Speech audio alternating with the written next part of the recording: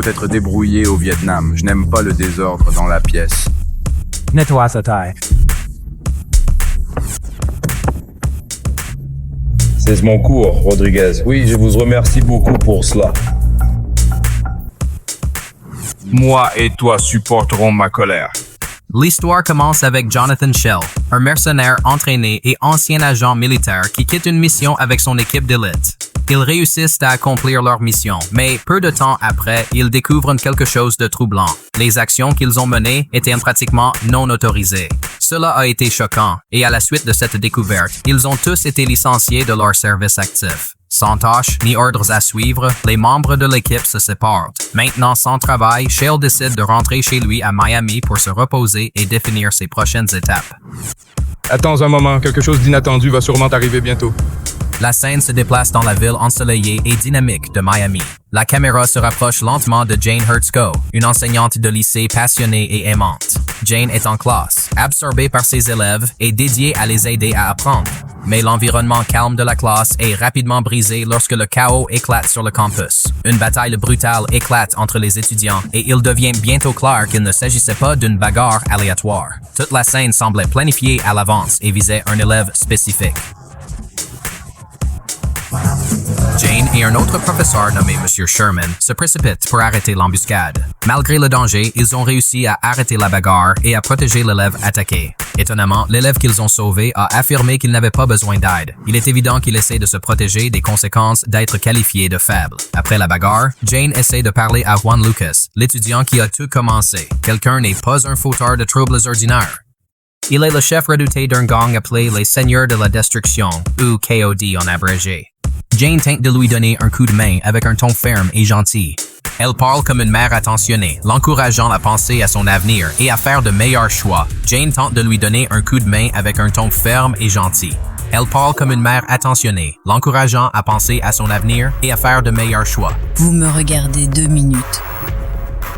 Mais Juan s'en fiche. Il la regardait froidement, se moquait d'elle et l'avertit de ne pas s'immiscer dans ses affaires. Puis il s'éloigna, indiquant clairement qu'il n'avait pas l'intention d'écouter. Toujours choqué mais fermement déterminé, Jane et M. Sherman se rendent directement au directeur, Claude Rowley, pour rapporter ce qui s'était passé. Ils ont exhorté le directeur à prendre des mesures contre Juan et son gang, surtout après que Jane a partagé qu'elle avait été directement menacée. Tu veux dire qu'il n'a pas dit qu'il allait me poignarder avec un couteau de cuisine à 16h15? Non, il ne l'a pas dit. Mais Raleigh rejette leur préoccupation, disant qu'il n'y avait pas assez de sel pour justifier l'expulsion de Juan. Visiblement en colère, Jane se précipite hors du bureau et dit au directeur qu'elle obtiendrait les preuves dont il avait besoin. Quand Jane arrive devant sa voiture après l'école, elle se retrouve entourée de membres du gang KOD. Le trou de serrure de la voiture est scellé avec quelque chose qui ressemble à du chewing gum, ce qui lui rend difficile d'y entrer. Alors qu'elle lutte pour obtenir la clé, les membres du gang la ricanent et la harcèlent, riant et insultant. Juan lui fait un geste, mais Jane refuse de se laisser intimider. Elle lui lança audacieusement le même geste, mais il est inversé comme une forme de résistance. Finalement, elle a réussi à ouvrir la portière de la voiture et s'est éloignée tandis que le groupe a continué à crier des commentaires agressifs derrière elle. À bientôt. Passez voir la maison pour découvrir qu'à son retour, Jane, soulagée, retrouve Shale après une longue attente et partage un moment de réconfort à ses côtés. Shale explique sa libération du service militaire et tous deux discutent de son futur.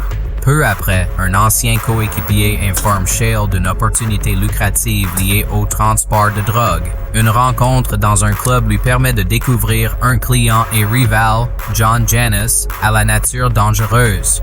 La proposition implique la protection d'expéditions de substances contre les gangs et les autorités.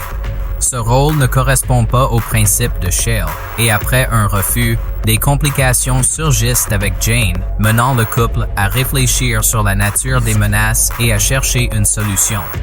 C'était un homme de principe qui refusait de s'impliquer dans quelque chose d'illégal. Nous recherchons des soldats entraînés et garantissons le transport. Donc ce que vous cherchez, c'est une équipe pour protéger votre expédition de drogue.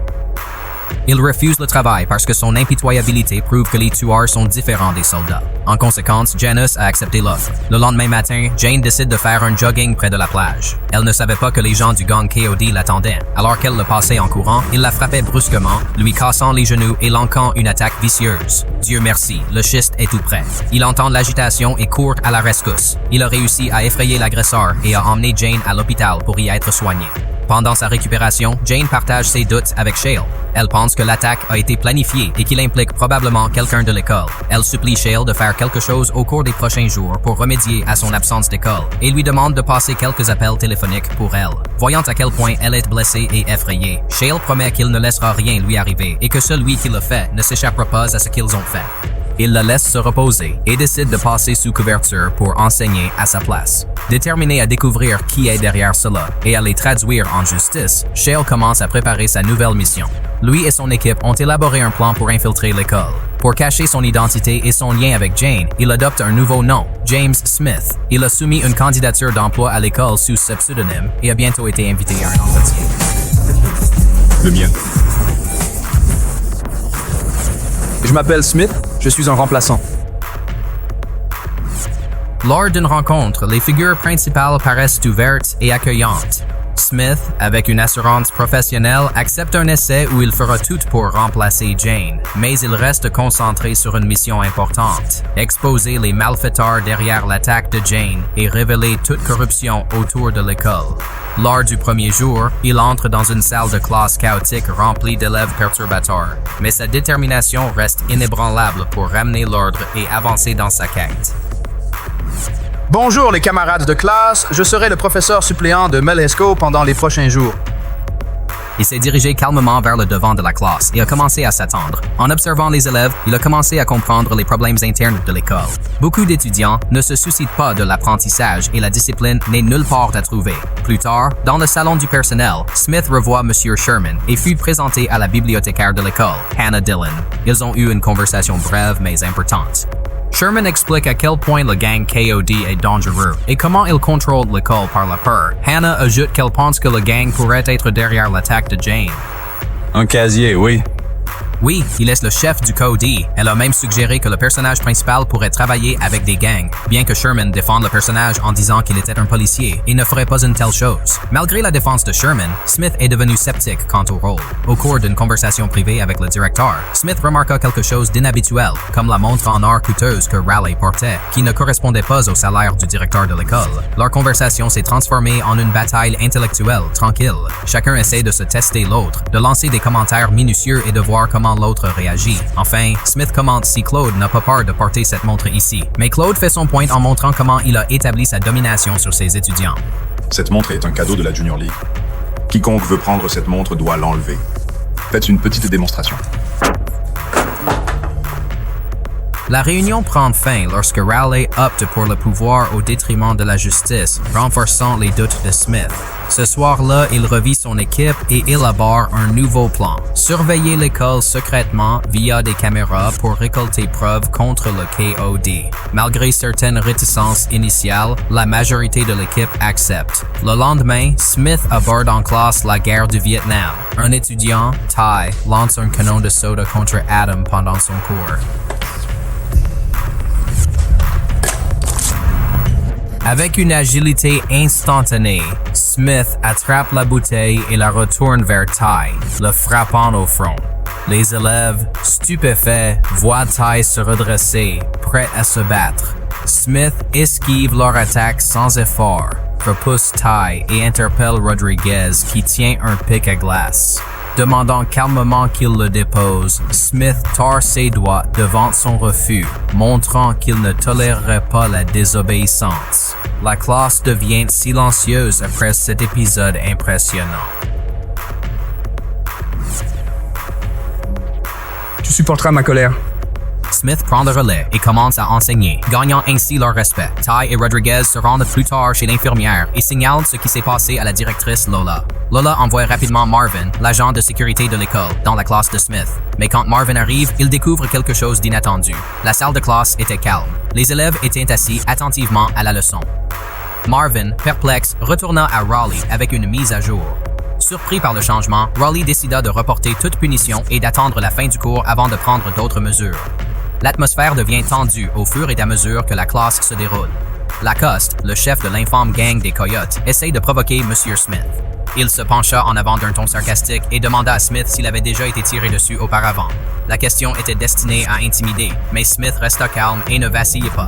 Plus tard dans la journée, Smith surveillait l'école à travers des caméras de sécurité cachées ce que son coéquipier Skeeter avait installé plus tôt. Surveillant les écrans, Smith aperçoit Claude Roll venir vers sa classe délibérément. Une préparation rapide assure que tout semble ordinaire. Lola arrive ensuite en classe, soulevant de graves accusations envers Smith. Certains étudiants envisagent de porter plainte. Lola demande à Smith de s'excuser pour éviter son renvoi, mais Smith, expert juridique, rappelle qu'il ne peut être licencié sans préavis légal de 2 semaines. Ces arguments gênent Raleigh, surpris par sa résistance. D'un autre côté, je veux être juste. Vous continuez à le prendre pendant 2 semaines. De plus en plus méfiant de la confiance et de l'aplomb de Smith, Raleigh décida de creuser dans ses antécédents. Il ordonna une enquête complète sur l'ancienneté de Smith. Ce qu'il a découvert, cependant, ce sont de faux documents et de faux dossiers que Smith et son équipe ont délibérément implantés dans le cadre de leur opération de couverture profonde. Plus tard, Smith ramène Jane à la maison. Quand elle est entrée dans la maison, elle a trouvé une lettre sincère de certains de ses élèves. La lettre exprime leur gratitude et leur préoccupation pour sa santé. Jane, émue, commence à pleurer. Smith essaie de la réconforter, mais leurs émotions montent et entraînent une petite dispute. Malgré les tensions, ils se soucient profondément l'un de l'autre et de la mission à laquelle ils sont engagés. Le lendemain matin, Smith revint à la classe, prêt à donner une nouvelle leçon. Johan Lacasse et sa bande de troubleurs arrivèrent en retard, apparemment dans l'intention de provoquer. Louis. Smith répond à l'arrivée tardive de Juan en l'appelant devant la classe. Juan essaye de le ridiculiser en lui demandant s'il devrait écrire le mot « désolé » 10 fois au tableau. Smith a augmenté les enjeux et lui a demandé de l'écrire 100 fois. Conscient qu'il ne pouvait pas désobéir publiquement à l'enseignant sans avoir plus de problèmes, Juan accepta, mais pas avant d'envoyer une menace à Smith. Smith refuse de se laisser intimider et change l'atmosphère en entamant une discussion profonde et significative en classe. Il utilise le nom de son élève Jérôme pour déclencher une conversation qui se transforme en une leçon puissante. Il leur pose des questions sur leur avenir, leurs objectifs et les conséquences de leurs actions actuelles. Petit à petit, les étudiants commencent à s'impliquer. Leur attitude défensive disparaît lorsqu'ils réalisent que Smith essaie de les faire penser hors de la rue. Les discussions deviennent émotionnelles et ouvrent les yeux, obligeant les étudiants à affronter des vérités cruelles. Après le cours, le personnage réapparaît de manière inattendue. Cette fois-ci, il félicite Smith pour la façon dont il a géré un personnage. Le personnage semble impressionné par le fait que Smith ait réussi à garder le contrôle sans recourir à la violence. Il a invité Smith à le rencontrer plus tard dans la journée. Venez dans mon bureau après la réunion de la faculté. On en parlera, d'accord. À l'insu de Smith, cependant, Lola avait d'autres projets. Le même jour, il a rencontré secrètement une serrure et nous avons organisé une attaque contre Smith. Il pense qu'il est temps de se débarrasser de lui pour toujours. Heureusement, Smith a pris une longueur d'avance. Il regarde leur rencontre par des caméras de surveillance et se prépare en conséquence. Au coucher du soleil, Smith se prépare pour une embuscade potentielle. Vêtu d'un gilet pare-balles, il choisit un endroit stratégique dans la bibliothèque de l'école et attendit silencieusement. Juan et un groupe de voyous armés engagés par les rouleaux font irruption dans la bibliothèque. Une violente confrontation s'ensuit. Smith riposte violemment. Utilisant ses compétences militaires un par un, il a renversé les assaillants, les a maîtrisés et jeté leur corps par la fenêtre de la bibliothèque. Juste au moment où c'était au tour de Juan de se faire botter le cul, l'un des gangsters a sorti l'arme de Smith et a tiré dessus. Remercié d'avoir été sauvé, Juan lui ordonne de tuer le bibliothécaire et de se séparer. Juste au moment où les assaillants pensaient qu'ils l'avaient tué et se dirigeaient vers la femme, Smith montrait qu'il était toujours en vie.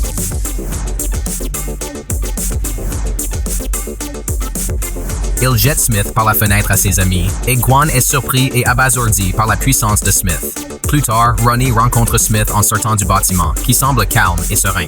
Surpris et perplexe, Ronnie essaie de cacher son choc. Smith coopère, prétendant que rien ne s'est passé et demande à Ronnie de quoi devrait porter la réunion. Pris au dépourvu, Raleigh marmonne qu'il est trop tard et que la façon en 2 parties ne révèle pas la vérité. Ailleurs, M. Sherman rend visite chez Jane. Il la réconforte et passe du temps à discuter. Au cours de leur conversation, Sherman a commencé à réaliser quelque chose. Sur la base de ce qu'il savait et voyait, il commença à soupçonner que Smith pourrait être en réalité Shale, le mari de Jane et un ancien soldat. Alors que les indices étaient alignés, il a tout rassemblé. Pendant ce temps, Joey, le coéquipier de Smith, continue de surveiller les mouvements du gang. Il a suivi Juan Lacoste et a finalement laissé un message à Smith détaillant ses mouvements. Eh ben, c'est Joey. Il change de voiture. Plus tard ce soir-là, Smith rentra chez lui. Jane, toujours émotionnée, le fait face. Elle a découvert son identité secrète et connaît son véritable but à l'école. Elle lui a dit qu'elle avait tout appris de Sherman. Smith ne le niait pas. Au lieu de cela, il s'ouvre à elle. Il a expliqué qu'il croyait que Raleigh travaillait avec le gang KOD et qu'il était déterminé à les abattre afin de protéger les élèves et de restaurer les écoles. L'équipe continue d'utiliser sa surveillance sur le gang. Un jour, Joey appelle Smith et lui dit d'aller à un endroit près du port. Smith arrive et ensemble, ils observent KOD négocier avec l'acheteur. Une fois la transaction confirmée, Smith et Joey lancent une attaque surprise. Tendus au sol, bras sur ton corps, visage vers toi. Vas-y. Smith cible le gang, Joey gère les acheteurs du bateau. Au milieu du chaos, l'un des coéquipiers de Smith, Holland, qui avait précédemment désaccordé avec la mission, ordonna à un autre homme nommé Bull de faire tomber Smith. Une bataille brutale éclata entre Bull et Smith. Cela fut féroce, et les deux hommes échangèrent de lourds coups. Finalement, Smith a renversé Bull. Reconnaissant Smith résolu, les opposants ont changé d'allégeance, vaincu les deux ennemis, saisi l'argent et jeté la drogue à la mer. Chérie, reviens. Oui, je ne le manquerai pas. Le lendemain matin, Laura a lu un article de presse sur une opération de lutte contre la drogue. Alors qu'il s'occupe de ce qui s'est passé, il reçoit des appels menaçants de la part du baron de la drogue. Le baron de la drogue, en colère contre la perte d'argent et de produits, exige un remboursement. Paniqué, Rollo se précipite à l'école et affronte Juan. Mais au cours de la conversation, il se rend compte que Smith est derrière tout cela. Smith ne le cache pas. Il a déclaré avec confiance que l'argent récupéré de la lutte contre la drogue avait déjà été utilisé pour améliorer les installations scolaires et acheter des pizzas gratuites pour les élèves. Quand il a annoncé la bonne nouvelle, Claude s'est précipité vers lui et l'a immédiatement renvoyé sur place. Tu n'enseignes plus l'histoire, Smith. Vous êtes l'histoire. Le comportement admirable de Smith a gagné le respect des étudiants et de M. Sherman, qui soutient désormais pleinement sa mission. Sherman offre une aide accrue, bien que Smith le mette en garde sur les dangers, notamment une possible coopération de Ronnie avec l'ennemi. Sherman veut croire que Raleigh est innocent, mais son jugement est éclipsé par la loyauté et la confiance. Plus tard cette nuit-là, Smith a de nouveau été la cible d'une attaque violente. Les membres de gangs liés au KOD, ainsi que leurs alliés corrompus, deviennent désespérés de l'éliminer, car son travail d'infiltration révèle leurs activités illégales. Dans l'obscurité, Smith échappe à une tentative d'assassinat planifié. Des coupes de feu ont retenu et la voiture de Smith a flotté dans une maison voisine. Mais son entraînement militaire et ses réactions rapides l'ont aidé à éviter des blessures graves. Pendant ce temps, M. Sherman, un autre professeur pro-Smith et opposé au gang, est impliqué dans un commerce criminel dangereux dans le sous-sol de l'école. Sherman essaie de recueillir des preuves sur le trafic de drogue illégale du gang et son impact sur l'école, mais il est tombé en embuscade par Juan et Talis, les principaux criminels du gang et profondément impliqués dans le trafic de drogue. Malheureusement, Sherman est assassiné dans cette confrontation et le directeur l'a fait lui-même. Smith va vous enfermer. Il est mort, Darrell. C'est bon. Vous êtes un mentor. Sa mort brutale a été un choc pour tous ses proches. Heureusement, un étudiant, témoin du drame, a fourni des informations cruciales à Smith et aux autorités. Dès le lendemain, la nouvelle a envahi l'école et la communauté. Pendant ce temps, Roll A, directeur véreux complice du KOD, propageait de fausses rumeurs affirmant que Smith avait péri après l'affrontement. Des pleurs résonnaient parmi les enseignants et les élèves, qui craignaient des temps sombres pour leur établissement. Qui est-ce mort? Oui, monsieur. Contre toute attente, Smith est réapparu à l'école, provoquant stupeur et anxiété chez les membres impliqués dans les gangs. Son retour amplifie l'idée que la corruption ne triomphera pas si facilement. Alors que la tension s'intensifie, Smith affronte M. Wolfson, un collaborateur secret du réseau narcotique du gang KOD. Il le confronte sur ses actes de trahison et sur son implication dans ses activités illicites, dévoilant profondément l'emprise de la corruption scolaire. Parlez-moi de Glades et volées. Mon Dieu, j'aime bien ça. Pendant ce temps, le KOD ripostait avec une attaque brutale contre chez Jane. Les membres du gang brisent les fenêtres, craignent des menaces fortes et tentent d'intimider Jane. Une étudiante témoin du meurtre de Sherman cherche Smith pour tout lui raconter. Elle va chez lui avec des camarades, mais Gwan les fait entrer, les bâillonne et attend Smith. Ce dernier arrive juste à temps. Ignorant qui il est, la bande le laisse entrer. Après ses premières attaques, il est rapidement neutralisé. Il ne peut s'en empêcher et ne peut pas s'échapper de la scène. Juan appelle son patron pour leur faire savoir. Shale et Smith sont deux faces de la même pièce, c'est-à-dire la même personne. Lorsque le patron entend cela, il lui ordonne de le tuer une fois pour toutes. Ces représailles violentes montrent jusqu'où le gang est prêt à aller pour maintenir le contrôle et faire taire quiconque s'oppose à lui. Peu avant qu'il soit sur le point de tirer, Juan entend la sonnette et dit à Jane de s'en occuper. C'était son propriétaire quand elle l'a convaincu de partir. Shale en profite pour poignarder la jambe de l'homme à côté de lui. Il en a fait la plupart, mais il n'a pas réussi à sauver Jane. Le KO éclate quand Juan met le pistolet sur la tête de Jane, disant que Smith doit le poser s'il veut la sauver. Sans le choix, Schist l'a laissé tomber. Les lumières s'éteignent. Le garçon étudiant tire avec précision, désarme Juan et apaise les tensions. Smith se concentre alors sur Claude Roller. À l'école, Smith et ses alliés préparent un dernier combat contre le gang KOD. Leur bataille est intense et chaotique. Classes détruites, meubles renversés, lieux d'apprentissage devenus zone de guerre. Certains meurent ou sont gravement blessés. Les conséquences néfastes des gangs sont évidentes, mais Smith et son équipe résistent avec stratégie et unité, démantelant les gangs, ciblant leurs leaders et exposant leur influence destructrice. Certains membres de l'équipe de Shales sont également morts. L'un a été frappé à la tête par l'ennemi et l'autre s'est fait exploser avec l'ennemi parce qu'il s'est trouvé dans une situation terrible. La chasse se poursuit, mais à un moment où Lola se précipite hors de sa cachette et tire Holland dans le dos. Louis et ses hommes se cachent ensuite, attendant que Smith apparaisse et le tue. Finalement, Smith est venu discrètement et a éteint la lumière avant de se dévoiler. Une confrontation éclate entre Claude et Smith. Claude, furieux et désespéré, est tactiquement frappé au visage par Smith. Un autre ennemi blesse l'épaule de Smith avec une balle, mais il est abattu par Holland, gravement touché. Face à face, dans la bataille finale, Claude braque une arme sur Shale et lui demande pourquoi s'il ne s'agit pas d'argent. Shale répond que certaines choses sont impossibles à enseigner et lui porte un coup fatal. Après le combat, Shale quitte l'école avec Joey, blessé mais vivant. À la conclusion, seuls Smith et Joey survivent. Avec les gangs détruits et les chefs corrompus éliminés, l'école renaît. Élèves et personnel reprennent peu à peu le contrôle pour rendre leur environnement sûr et propice à l'apprentissage.